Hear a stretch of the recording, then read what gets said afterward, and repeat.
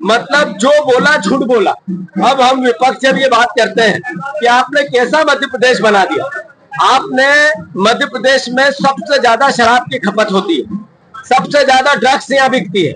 मैं सभी पत्रकार बंधुओं को आग्रह करना चाहता हूँ, आप यहाँ दतिया के आसपास गली गली में शराब बिकती है अवैध या नहीं बिकती है? मुझे बताओ। अगर मैं झूठ बोल रहा हूँ तो आप मुझे आगाह करो इस बात के कि नहीं भैया आप झूठ बोल रहे हो। तो क्या ऐसा प्रदेश चाहिए था हमें जिसमें सिर्फ नशा ही नशा बिके? इसके लिए 20 साल से बीजेपी की सरकार बनाई।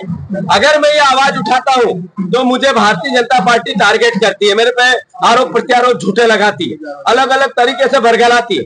हमने कल एक प्रेस कॉन्फ्रेंस ली, उसमें हमने कहा कि ओबीसी का आरक्षण कांग्रेस पार्टी लेके आई थी, कमलनाथ जी लेके आए थे। हमने उसमें सीधा कानून बनाया। भारतीय जनता पार्टी ने 100 करोड़ रुपए ओबीसी आरक्षण को रोकने के लिए वकीलों को दिए।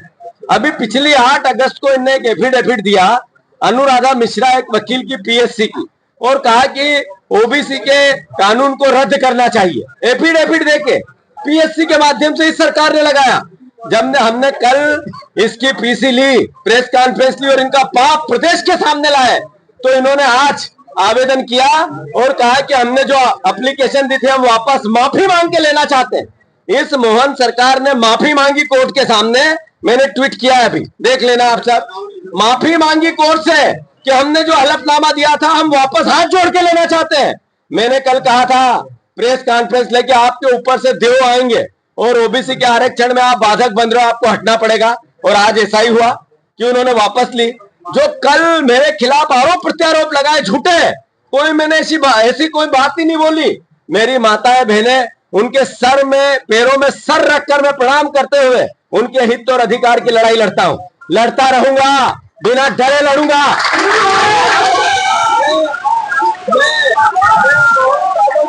करना चाहता हूं कि आपने जो पाप किया था 8 तारीख को आपकी सरकार ने ओबीसी आरक्षण के खिलाफ आवेदन दिया था, वो आज आपने फिर से एप्लीकेशन लगाकर नाक रगड़कर माफी मांगकर ओबीसी की वो एप्लीकेशन जिसमें कानून रद्द करने की बात आपने सुप्रीम कोर्ट में की थी वापस लिया। इसके लिए मैं आपको जो सद्बुद्धि आई, भगवान आपका जो सद्बुद्धि दी, आपका पाप आपने कम, पाप तो बहुत कर दिए, रोक लिया थोड़ा सा।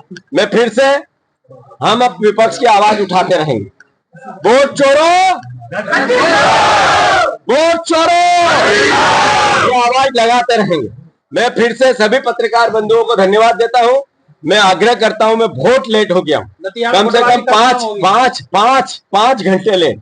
तो मैंने अपनी बात कही है। मेरे भाइयों का आशीर्वाद, मेरे भाइयों का आशीर्वाद मुझे मिलेगा, मुझे ऐसा विश्वास है। जहां तक एक